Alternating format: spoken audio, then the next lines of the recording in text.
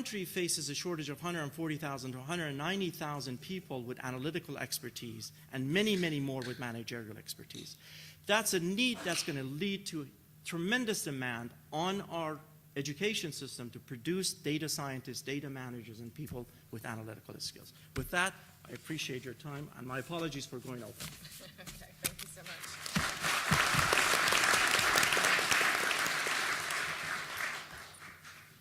All right.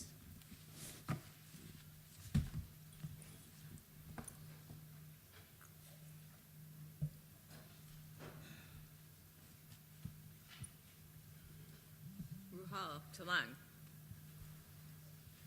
Okay, perfect. Thank you so much. Thank you, Peter and the organizer, for having me, and thank you, audience. It's 2:30 in the afternoon, not the best time to talk or listen, but from here, at least, I see that most of you look awake enough. That's usually not true with my students, so you are quite generous. I'm Rahul Telang, and I'm a professor at Carnegie Mellon University, and a lot of my work is an intersection between technology, policy, and economics. Methodologically, I'm an empirical economist, so today's talk, actually, I'm going to look at more from an applied economics point of view, that is, apply some of those theories. What would be some hypotheses? What would be some potential conclusion? Where is the data to actually test some of those conclusions in the realm of security, privacy, and investment? I think Farnam already covered some of the things, so some of my points would be definitely overlapping with him, as well as some earlier panel discussion. Okay. So I won't go into the details of big data. Everybody has already talked about it, and frankly, it's kind of repeating the same thing that we have heard, that there are significant costs and significant benefits associated with this real-time, high-powered data that most of the agencies, users, firms can potentially collect. So tremendous benefits in terms of giving, innovation, coming up with new methods, providing products and services that simply wouldn't be possible without that. But at the same time, there are tremendous costs too. And I think a lot of these were discussed earlier. An individual will be and can be identified advertently, inadvertently, however you want to think about it. And in fact, if there were no cost of the big data, we wouldn't be sitting here, because then everything is good anyway, and we can all move on. The fact of the matter is, this comes together, and it's really sometimes very hard to separate them out. So the question at some level, if any policy making, obviously, is to kind of have a policy infrastructure in place that allows us to reap all the benefits and minimize as much cost as possible. And the question is that whether we can get to that direction, how will we get to that direction, what is going on where we can actually potentially might be able to get to that direction. And I think that's a huge policy question that probably doesn't need to be repeated. However, I think one can look at it a little bit more carefully, because when you talk about big data, I think the issue is complex in many ways, because the question number one is, who is holding the data? A lot of policy response depends on that. What can or cannot they do with the data? Of course, the whole point of policy response at some level is going to be that what will be allowed and what potentially might not be allowed. And then how do they actually manage that information or the data?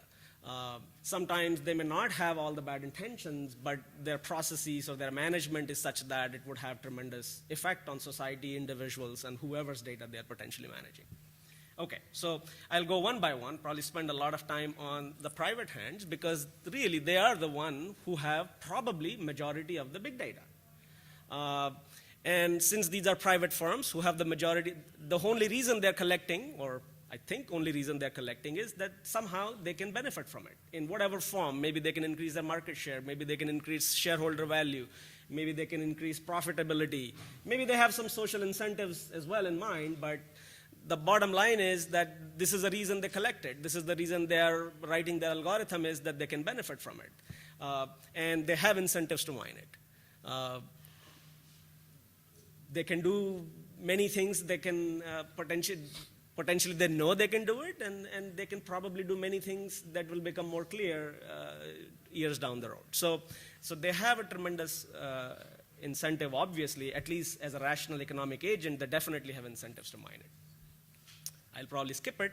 Obviously, there are all the benefits Farnam already mentioned, but I just wanted to say that predictions, even with somewhat aggregated data. So when we talk about big data, usually we are talking about individual specific, very granular. The point is sometimes somewhat aggregated data can also be extremely powerful. And despite all the challenges associated with it, we will get very good at it. So predicting unemployment rate before even the labor market data comes in, predicting public health outcomes. I know that I was in a conference, somebody was trying to predict the foreclosure rates looking at, in a particular zip code or particular DMA, the automobile buying purchases. So they were trying to correlate that automobile buying purchases in a particular area have a pretty good predictor of the default rates. So, and they don't necessarily have to undermine an individual's identity. So even somewhat aggregated data can be extremely useful. The mere fact that it is a big data is really the important the part of it. However, it's pretty clear that there will be no easy way to avoid this, the misuse of the data as well. So firms will collect the data, they will store the data, and there is a chance they will lose it. Sometimes intentionally, sometimes not. They will monetize the data eventually in the long run in various ways, and some of them are probably yet to be discovered. There is no getting around it. Typically, you would think that this is an economic issue, which is a transaction. I think Kate made it clear at some level that this is an economic issue between me and the firm who is holding my data. And if they're going to use my data in a way to monetize it, if there was a mechanism for me to get compensation back from the data that they're using, probably we may be able to, at least some level, the problem would be somewhat resolved. The challenge that we really run into is that I don't have a say in how my information is going to be used. I don't get any compensation, at least directly. I don't even know how my information is going to be used. So this lack of transparency is really a fundamental challenge when it comes to thinking about this as an economic transaction. So the bottom line is that at least we believe for some time in future that the firms will continue to impose externalities. So they will use my data without telling me how they're going to use it, and that's just an externality on me. And the question is that how do you get the firms to internalize those potential externalities that we know they're imposing on? So how do you go forward with that? And I have some thoughts. And I think probably the fundamental thought, at least being in a capitalistic society, is that would the market take care of it? At least over medium term or long run, if not in the short term. That is, somehow will the market and technology find a way for the firms to either compensate me. Maybe it is already reflected somewhat in the prices, that for many goods we don't pay any transaction fee at all, is an indication that somehow they are using my information in some way to monetize and give me that product and service for free. So at some level, it is probably reflected. That's why Facebook is free, and maybe Google search engines are free, and all those lots and lots of services are free, because at some level, there is a way for them to monetize my information. But obviously, that monetization is still very homogeneous. Everybody's fee priced, and so it's still not tailored to how intensely an individual's data may or may not be used. The other interesting and important issue is that will competition force better transparency and privacy? I think, will firms compete for privacy and security attributes? And will users look for that when we are buying our services? Many people will say no. Many people might say yes. Over the long run, I think the media and these conferences and all this press is probably doing this. That is, it is making people extremely aware of this thing, that every time you go to a website and every time you buy a product or service or every time you get a treatment from a hospital, beware of this thing. And the goal is that with this transparency, maybe at least in medium term, this will become a selling point for the firms. And if it becomes the selling point for the firms, then the invisible hand of market probably will reduce some of these asymmetries that we are so much worried about. And at the end of the day, would it force the firms to internalize? So when a Wall Street Journal publishes a story about a large data breach on Target, you also see some evidence that the share market is willing to punish them. You also see an evidence that the CEO could be fired or the CIO could be fired. After all, these are all some way that we are punishing them back for misusing our data and our information in some way. And when the firms know that they are going to get somewhat punished by, again, in some way or the other, we expect that it will improve some of the things that they're doing without us regulating them in a very overt fashion. Okay, but what is the evidence? Do we know that any of this thing works? So does competition work? I think that's really the bottom line, is that do we think that the competition works? And I think, I don't know. I think the evidence is very sketchy. The empirical work is, very, very short. And the trouble with policy analysis and empirical work is there is no big data. So when you try actually looking for answering some of these questions, you are left with 2 data points and 4 data points and 6 data points, and even those are noisy. So, but maybe, all of this evidence is suggesting maybe something is moving. Maybe firms are giving us a little bit more choice, and maybe that will keep accelerating over the period of time. I think I keep telling this to everybody, and at least to my students, that every data breach is not an evidence of market failure and regulations all the time. But we also know that it's not clear that the users do pay attention to these things. After all, the competition can only work if we demand it. And if we don't know about it, we don't demand it, it's not going to work. We care a lot about when an adverse event takes place. When my identity is stolen, I care a whole lot. But before that, maybe everything looks great. It's not going to happen to me. So there is some evidence to suggest that. This is a good hope, but maybe users will never get to that because they don't have the right kind of information. Okay, so if not the market, what regulations would make sense?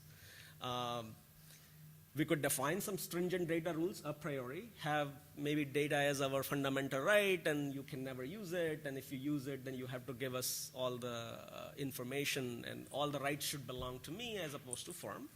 Or you can move in maybe a direction where we will allow the firms to use the data, but basically punish them if they misuse it. And every time they misuse it, we punish them heavily. And then the focus on the disclosure and transparency. That is, they have to tell us how they're using it. They have to make it clear. They have to make it apparent. And maybe that third-party technologies will make it clear to us that what is going on with our data, even if the firms don't do it very overtly.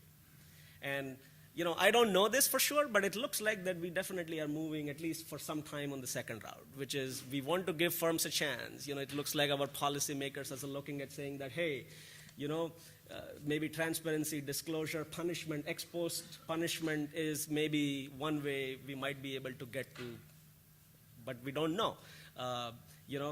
We will probably lurch from one crisis to the other in that case. Maybe consumer will still continue to feel hopeless that, even though my data gets misused, I don't get compensated for it, and nobody's willing to listen.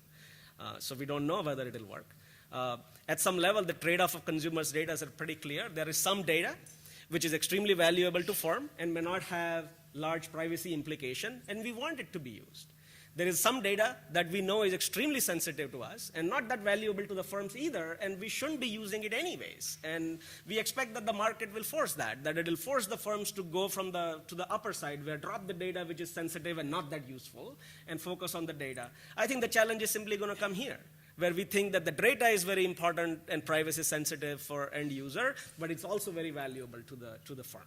And I think much of the policy battle probably will be fought on that quadrant, where how do you resolve that issue? I think the other 3 hopefully will get resolved, probably without too much difficulty. I have 30 seconds or 0 seconds? All right. Oh, 2 minutes. Oh, okay. We're just taking time from Mike. Let's keep going. Yeah, he might just ask questions. That's it. I'm going to talk fast. Okay, so obviously most of the opposition to any stringent regulation is that it hurts innovation. At least that's the theory.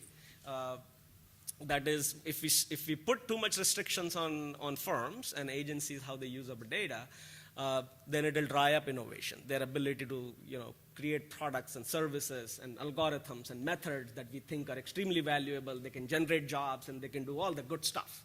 But we don't know what the evidence is, that whether too strict a regulatory regime versus too low a regulatory regime, would it have any impact at all on the firm's ability to innovate?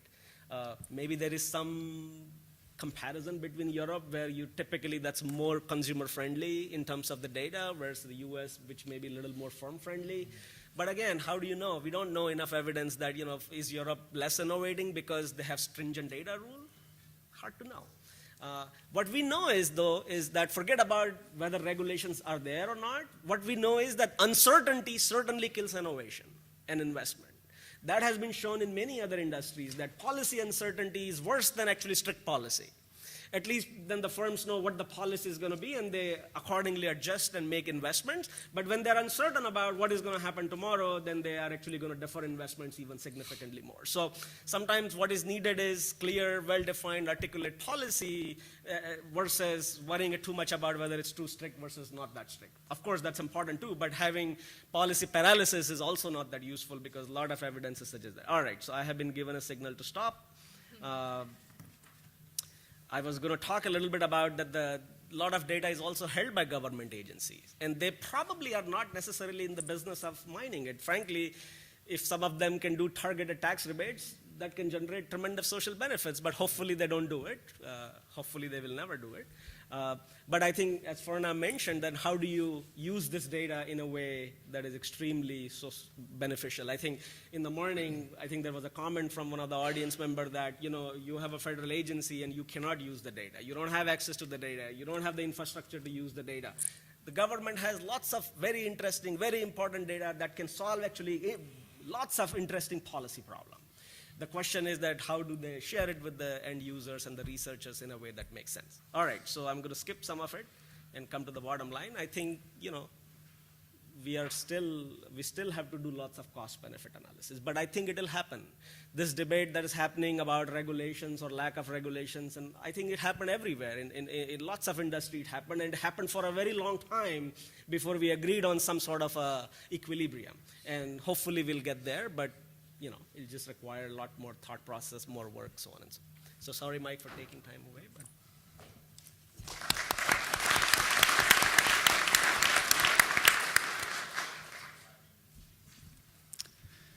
well, I'm Mike Nelson. I'm sitting here in the time slot of death.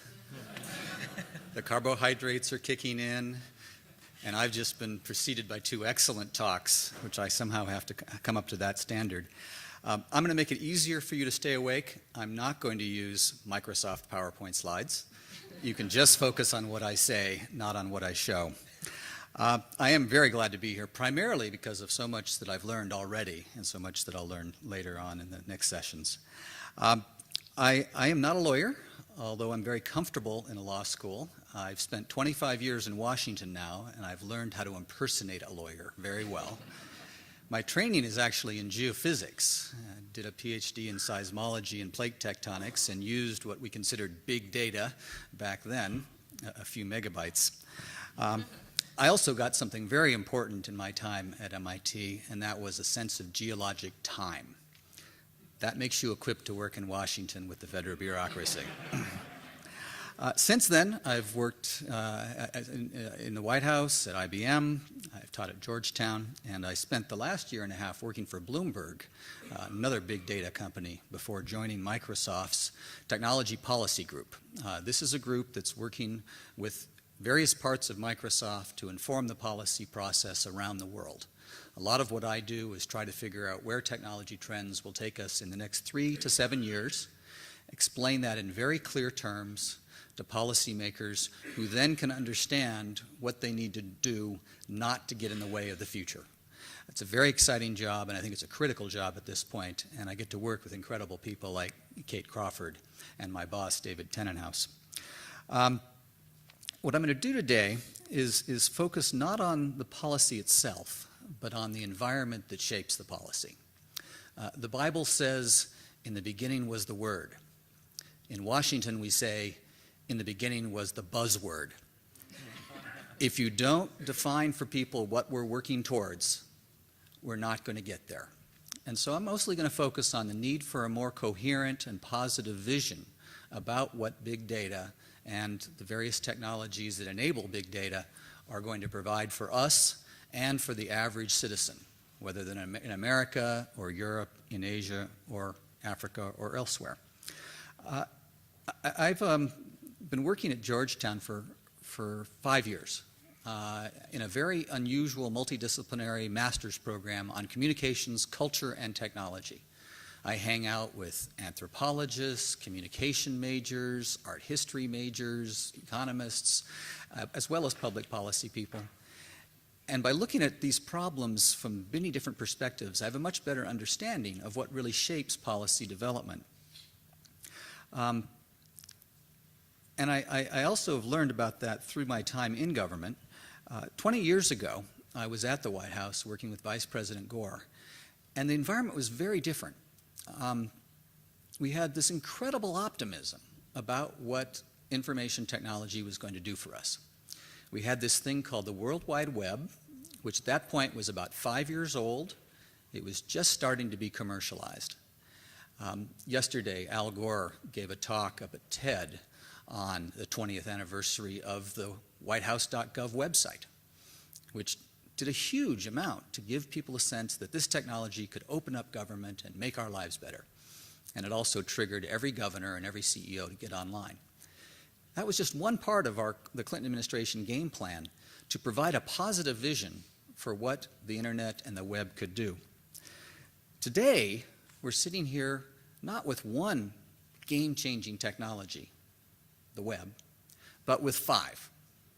We've got cloud services, we've got mobile broadband and billions of sensors connected to the net through mobile technologies. We've got big data.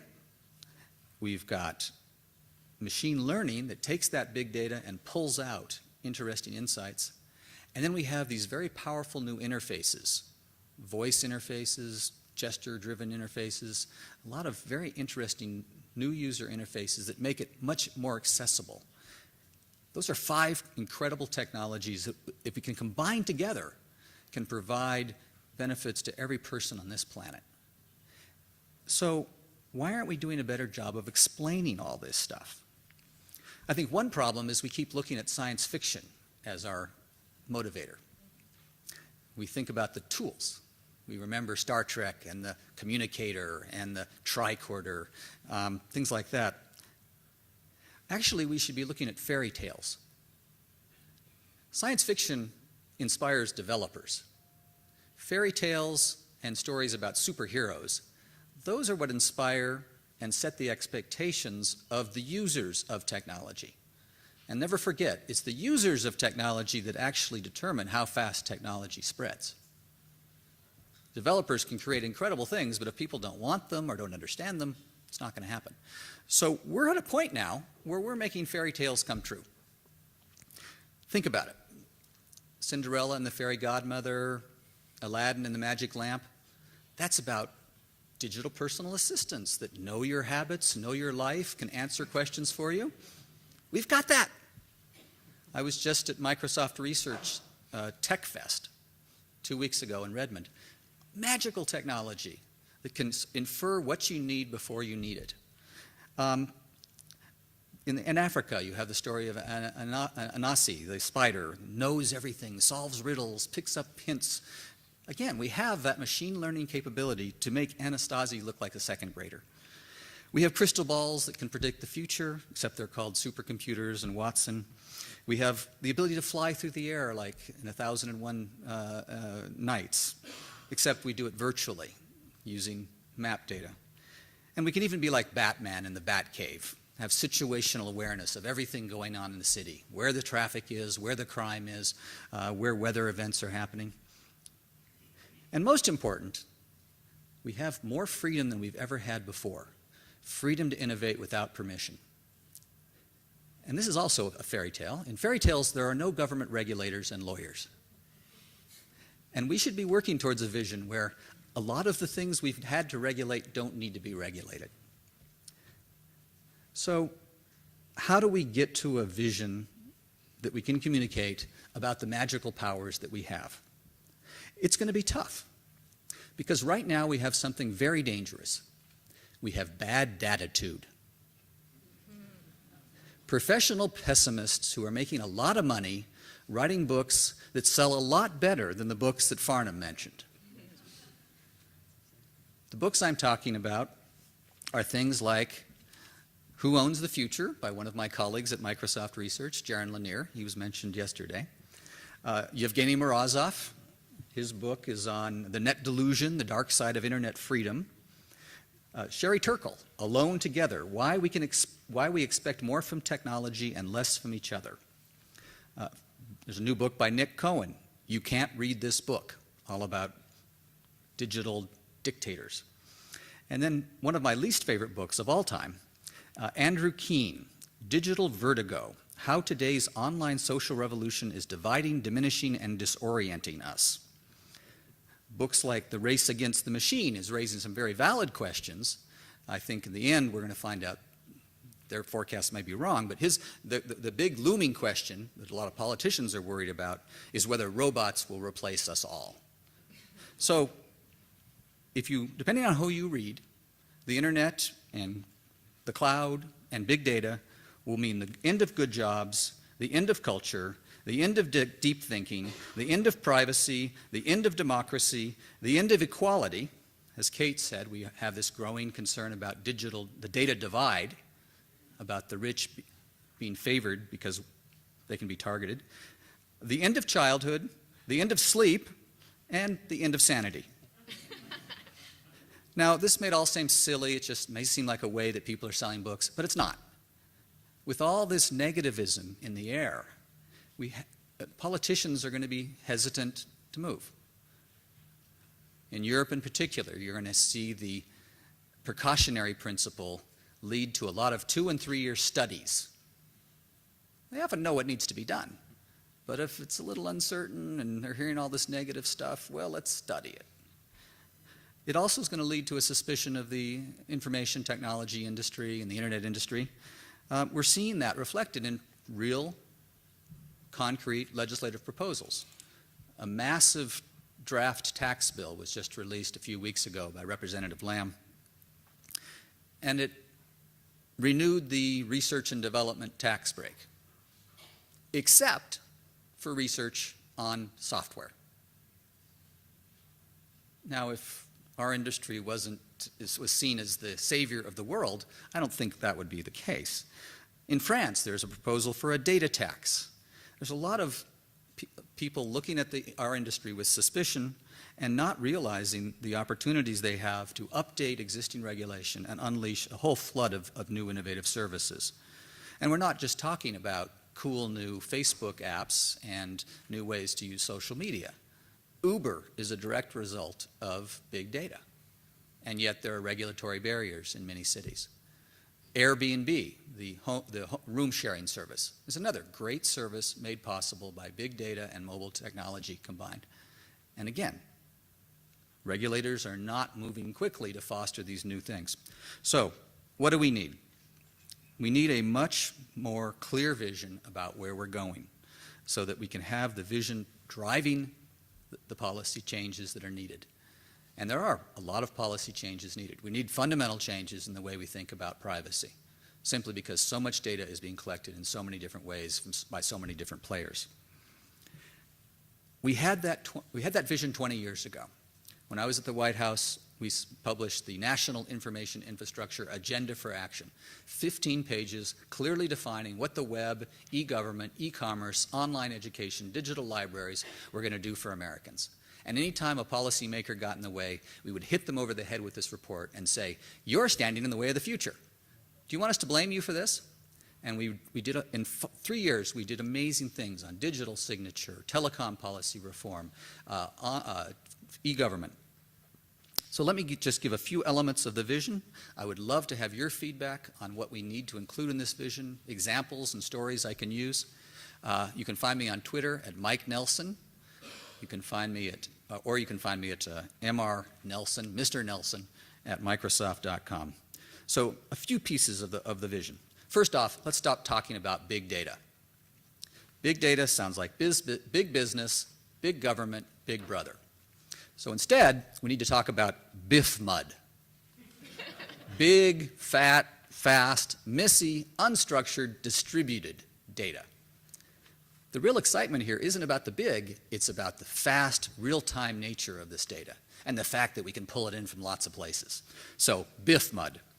Second, let's stop talking about the Internet of Things. First of all, that violates Nelson's rule of buzzwords, which is you only get 4 syllables. Let's talk instead about the cloud of things. Let's talk about the whole system, where the things are, the network that ties them together, to the cloud, which is actually where the data sits and where the real opportunities are. So let's focus on the whole thing. And let's stop talking so much about privacy when we should spend at least as much time talking about transparency. Let's talk about ways to get companies and governments to really show us what data they're collecting. David Brin wrote a prophetic book, a nonfiction book called The Transparent Society in 1998. If you don't have time to read the book, look up his Wired.com article from the same year. And he said, the data's going to flow, the cameras will be there, you'll be living online, you're not going to have a choice, the data will be collected. The only choice we have as a society is whether we end up with 1984, where the government knows everything, and the big companies know everything, but we don't know what they know, or the transparent society where everybody knows everything about everybody. We know what the government's doing with the data. We know what Google's doing with the data. We have a two-way exchange. I call it mutually assured disclosure. And I think that's what we need to be working towards. We also have a lot of technology tools to make some of this come true. And we need to focus more on what these can do for us. First off, there's end-to-end encryption, which can protect the data in flight. There's something called differential privacy that a Microsoft researcher has done a great deal of work on. There's the idea of immutable audits that can be built into databases so that you have the ability to go in and know exactly who has touched your data when.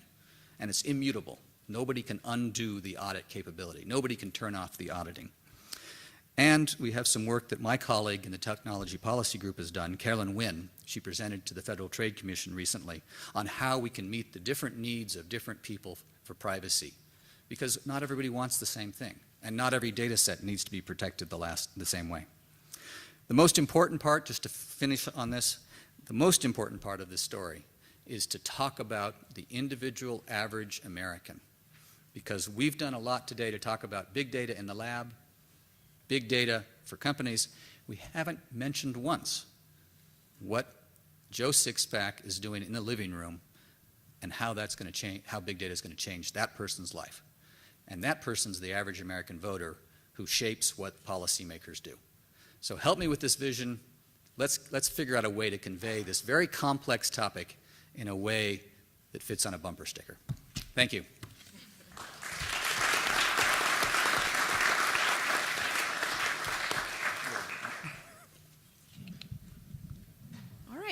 I think we have time for questions, and while people are coming up, I'm going to take the chair's prerogative.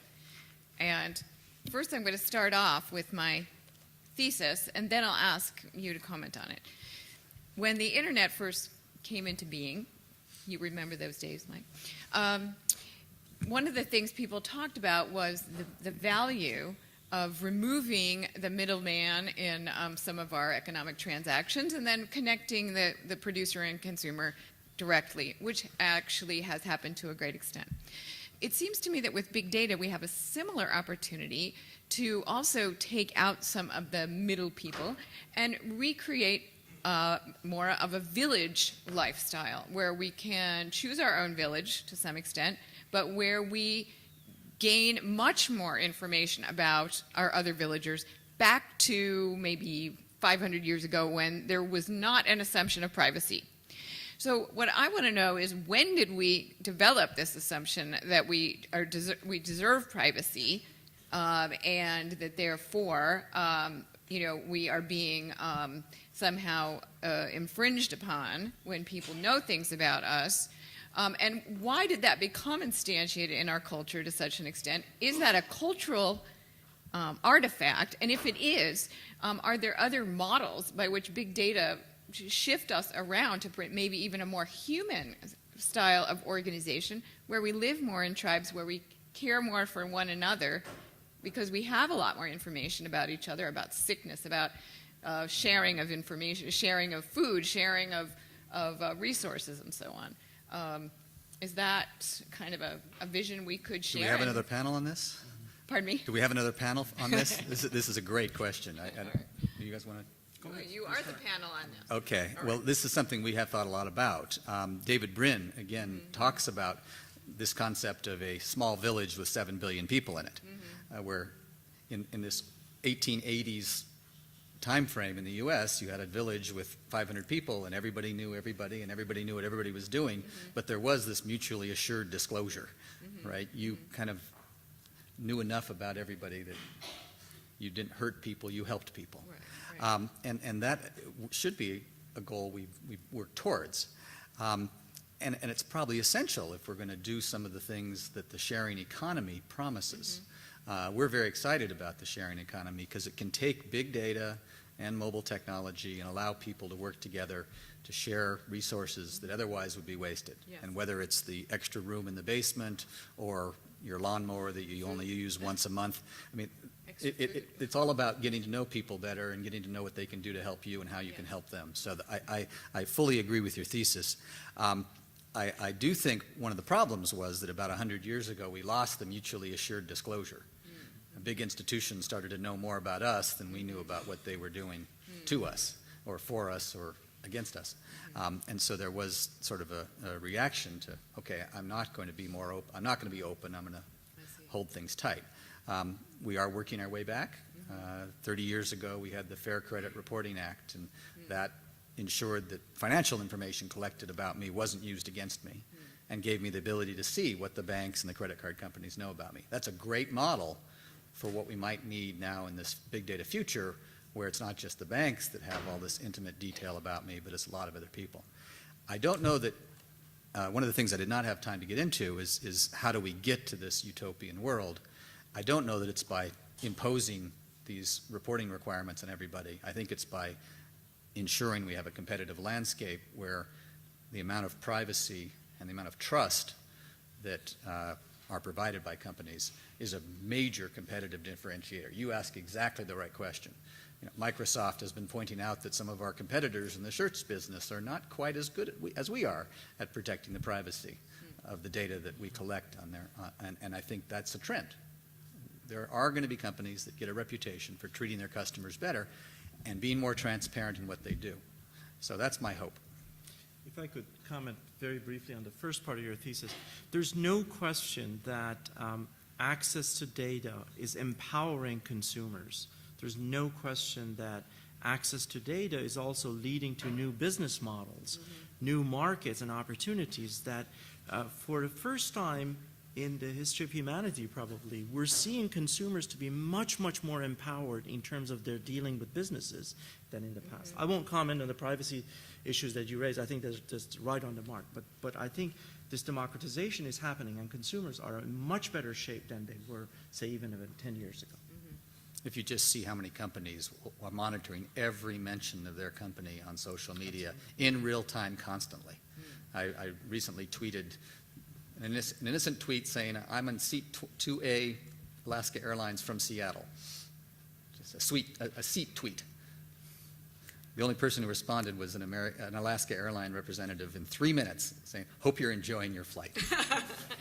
I think I'll just add one comment that whether it's 6 people in a village or whether 6 billion people in the world, I think people are different. They just desire different things. Some people value privacy a lot more than others, and it has been always true probably, even though I'm not an historian, but I think that has always been true.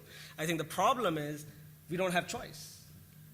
Right now, the landscape is that if I don't want my information to be mine, I don't want personalization. I'm happy if Netflix gives me crappy recommendation. But the trouble is that Netflix insists on giving me good recommendations. And I think that sometimes we feel is an invasion of our choice. And I think until we come to that people are heterogeneous, they have choices, and they should be given what they're looking for, I think we will probably continue to have this discussion. But the exciting thing is the cloud and big data and access to corporate data and open data from the government, as well as these new tools that allow you to sort through the data, mean that more companies can move more quickly to create new alternatives to what's on offer today. So I think the democratization of innovation is sort of the unsung story, and another piece of this vision that I want to tell. Okay. Oh, great. Hi, my name is Sarah Williams, and I run the Civic Data Design Lab at MIT. And part of what we do is really to take data and use it for policy debate and policy. I'm doing kind of data visualization. We're in the urban planning department. I've been doing this work for a long time, and in some ways, before we called it big data, I was working with big data to kind of visualize change. And one of the things that I've heard all along during kind of this process is that we need policy in order to use data for a public good, right? And so I was one of the first people to kind of visualize cell phone data and allow it to see where traffic flows go in the city, and that has a really huge positive benefit. And I've seen, since that point, kind of a closure of data for privacy reasons, which is important. And I think that gets to your point, Rahul, the less policy there is, the more closed we become because we don't exactly know how to deal with opening up or giving it out. But I guess I'm really curious because I thought all of your talks were really great about the fact that we need policy in order to manage these data sets and use them in different types of way. But I haven't seen any big policy initiatives. And I thought, since you are all policy pigwigs, if you could tell us some of the ones that are kind of percolating up to the surface that could have an impact on the way that we use data. So let's say, I think AT&T would really want to use their cell phone data for possible public goods like transportation, but they don't have the policy in which to do that. And so they're too scared to let it out because of privacy issues. Are we going to create policies that allow it to be used for a public good? So if you could each, I thought one of you speak about one that you think is percolating to the surface that could have a big effect on how we use data for a public good. I'll just start because I have an example. Yeah. Carnegie Mellon is actually working with a very large financial institution. I will not name it. It's obvious, but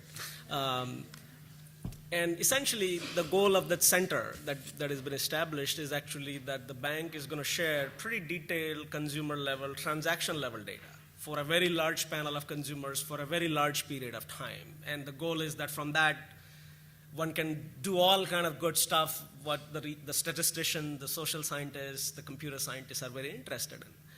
And when the project started, that was basically last year, and it's been a year that we still haven't received the data. We are going to get it very soon. We know that we are going to get it very soon. But then you realize the challenges of both the policy, because the bank cannot take a risk. Even if there is a 0.00001% chance that a Carnegie Mellon student is going to turn around and identify somebody, they will not give us the data because they obviously want to be extremely risk averse. But then you also see, hopefully, maybe we are being good citizens. Maybe the computer scientists and the engineers in Carnegie Mellon are good enough that they have come up with, at least they feel pretty foolproof, reasonably foolproof encryption and de-identification way that project is going to get, go forward. So I'm a little more optimistic. I think, along with the way people are coming up with a way to do de-identify, I think, or identify customers, I think the technologies will also make it possible for identification or de-identification. I think at the end of the day, this is also going to be trust issue. Can the firm trust you to use their data in a way that you are not after? I think it's one of those stories, one bad apple makes it hard for everybody. Somebody comes and turns around and does all this de-identification sometimes for malicious purpose, and then there are hundreds and thousands of us who would really, really benefit, and we are also now basically stuck because it's like, we are paying the penalty for somebody misusing the data.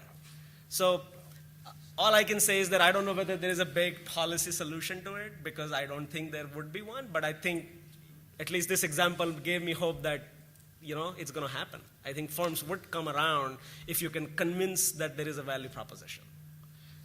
That would be my... Sure. I know that we're going to be running out of time, and there are a number of questions. Very quickly, I mentioned a few minutes ago that in 2012, when the White House announced or launched a big data initiative, R&D initiative, the National Science Foundation led that on behalf of various agencies. A number of policy initiatives have come out as a result of that, involving different federal agencies, and it's beyond the scope of this discussion, the time we have. But one of the most important things that's come out of it was an announcement in November, a White House announcement involving public-private partnerships, and we were involved in announcing 30 essentially initiatives involving the public sector, the private sector, as well as a number of essentially industry participants. For example, Amazon and NASA announced a partnership where a lot of NASA data is going to be available essentially on Amazon for public access. There were a number of essentially healthcare companies that teamed up to accelerate discovery in healthcare and make a lot of their data available. There's tremendous amount of activity going involving public sector and the private sector trying to accelerate that. A related issue to that has to do with the public access memo from the White House to various agencies. This is real and it's gaining a lot of momentum.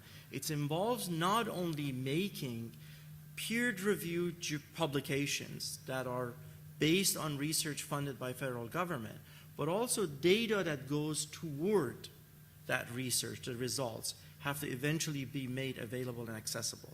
Now, peer-reviewed publications is a little easier, and I realize that societies, publishers, and so on, they're all trying to figure out what that really means, and the agencies are trying to develop their own plans.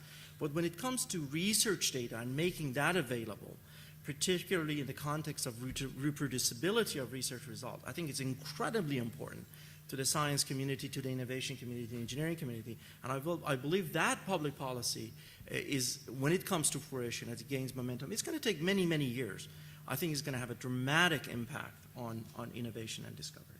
One final plug I want to put in is, we talked about public policy. We talked about policy formulation. I am a huge advocate of, speaking of data-driven and evidence-based policy. One area that this country really could invest in is to look at data, and I don't mean data related to policy related to data. I mean the use of data and use of evidence to drive public policy. That's something that I think would benefit the country in the long run. Data-driven policy, what a concept. Yeah. Just real quick, part of my job is to convince people that the policy infrastructure is not just government regulation. It's also government purchasing. Absolutely. And that's an area where I think we can make a big difference. Absolutely. I commend the Obama administration. I've been part of the National Academy of Sciences Board on Research and Development Information. And the agencies are working very hard to do a better job of archiving data that comes out of the agencies, comes out of federally funded projects. But I should say it's not just government action either. It's also business practices, it's standards development. There's a lot of different facets of this story that we have to work on. And I think we can do a lot without ever involving governments, and it's very hard to deal with a global problem, government by government anyway. Lightning round. Pecha questions. Well, I actually just want to ask two brief questions of Rahul, since I have the luxury of an economist on hand. But I can't resist starting with just one statement in the interest of being provocative, and that is, in a world in which power differentials are very great, the idea of everybody getting to know everybody about everything, everybody getting to know everything about everyone else, strikes me as utterly fantastical. Well, it's only if you assume it's a one-to-one contest. Yeah, if it's me one and big David company Koch. to 3 million people, No, all no. mobilized we and can linked. talk. I don't mean to start a whole discussion about this. I just, over a beer tonight. Exactly. Two questions. So one is, in terms of information security, isn't there a huge public good aspect to this, where no firm has to internalize kind of all of the negative cost of being undersecured, and they can't really reap the full economic benefit of the entire world being secured without some government policy kind of demanding a certain level of performance won't there always be private underinvestment? I guess that's question one. And question two is, you said, and I've heard people say, uncertainty, policy uncertainty paralyzes business. I guess I have to conclude that business will forever be paralyzed, because particularly in a polarized political environment, you're never going to have more than 2 years of stability. Unless there's some mysterious force that's going to create policy consensus, no administration can promise policy stability beyond the next midterm election. Am I missing something? So I ran out of time, otherwise I actually did have a slide on the underinvestment issue. I think that is true. I think this may be especially true for what we consider quote-unquote critical infrastructure, where we feel that the critical infrastructure has to be ultra-secure, but the critical infrastructure is in the private hand, and the private firm is going to make decisions what they think is appropriate for them, not necessarily what is appropriate for their neighbors as well. But I have also seen a bunch of evidence, at least in some recent days, that this all claim about the large externalities that everybody impose. I have seen some of the work at least saying that maybe these are just words. I mean, we really haven't shown any empirical evidence that they indeed are very large externalities. There may be some externalities, but maybe they're not large enough that you need a very serious policy intervention. So I guess that would be one of the arguments for that. But again, it's one of those questions that is, we don't know the counterfactual. You said make a policy, the data-driven. What is the counterfactual? If this is a policy paralysis, and this is where we are living in, and this is the innovation that we observe, how do we know that what would the innovation be if our policy making would have been different? I think we can only make some conjectures. Maybe we can compare it to some other countries. But I think that's a question that's a really, really difficult question. Yeah, just a real quick tweet. A real quick tweet. If Congress is so polarized they can't do anything, then we do have kind of a perverse type of stability, because nothing's happening. All right, go ahead. I think this idea that Rahul had raised during his comments of kind of checks and balances, and whether that necessarily has to be provided by regulators or whether there is some self-regulating phenomenon is possible. I think that's very provocative. I think it'll be interesting to see how it plays out. So in my own life as a social science researcher, actually today, Christmas came early. I just received IRB approval to work with juvenile justice data, which means I have highly sensitive individually identified data. IRB has confirmed my protocols. It has given me data access, and I will not hear from the IRB until that protocol comes up for renewal. Kind of permuting this idea of accountability with Michael's comments, believing that I'm a good guy and I have good guy uses for the data, I would happily submit my server logs of data use, of what I'm downloading and what I'm removing and what I'm examining. As proof of my own suitable usage. So in this idea that I think is very provocative and I take very seriously, the mutually assured disclosure. What do you as panelists see as models for identifying usage of data as providing that check? Okay, quickly. Well, I mentioned the Fair Credit Reporting Act as a great example, but a broader topic here is what I call unregulation. It's where instead of having government agencies telling people, you will do this, you will do it this way, and you will use this equipment to achieve this goal, sometimes procedures that are 25 years out of date. Instead, government agencies are starting to tell people, you will measure these things that we care about, and you will prove that you're achieving our policy goal, and you're free to do whatever you want to do to achieve the goal, whether it's consumer protection in the financial industries, whether it's environmental emissions in the petrochemical industry, or health and safety. Mm-hmm. It's a very different way of thinking about it. And your model that you were discussing is a good example. Rather than telling you, you will log your data this way, you will report to us everything you do, instead you just provide a data feed and the regulator looks for the bad actors rather than making everybody go through hoops. I think your example is, I can stop too, but your example is same as the nationwide insurance person just mentioned about people installing telematics in their car and letting the insurance company look at the data. Why would you do that until you are a good driver?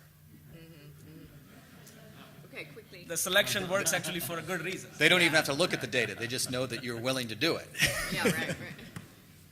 That's a good point. I'm Dennis Hirsch. I'm from Capital University Law School, and I teach information privacy law.